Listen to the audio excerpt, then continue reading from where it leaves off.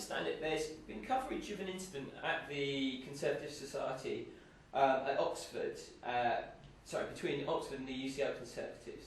And we've been hearing two pretty conflicting versions of the event, and we'd just like some clarity.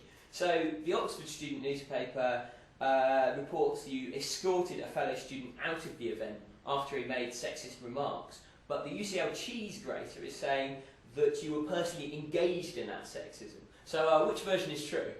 Well, at the time, the national papers and the Oxford press all covered it. And what happened in the actual evening was that I was outside the room and had a cigarette comes. And a member of my committee, well, I was then president-elect, not president, but a member of the current committee came out and said, some guy who's leached onto our trip over here is making ridiculous and appalling comments. So I came back in and I took him to one side and said, what have you been saying? And he told me what he said. And I immediately told him to leave. I apologised publicly to the people who were present. But the suggestion in the Cheese Grater that I had anything to do with it is complete nonsense. The only actions that I took and involvement I had in it was chucking the guy out and asking the president at the time to ban him for the rest of his time. And that's what we did.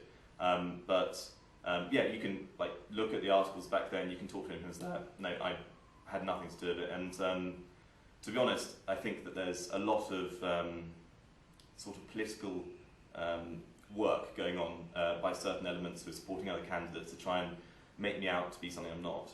And the point is that if we start throwing around terms like sexist as political tools, then we're making them far less powerful terms when we use them against people who truly are. And that guy at that event was appalling. I mean, I can't stress that strongly enough. And we did the right thing, which was to ban him and chuck him out straight away and apologise in public to everyone who was present.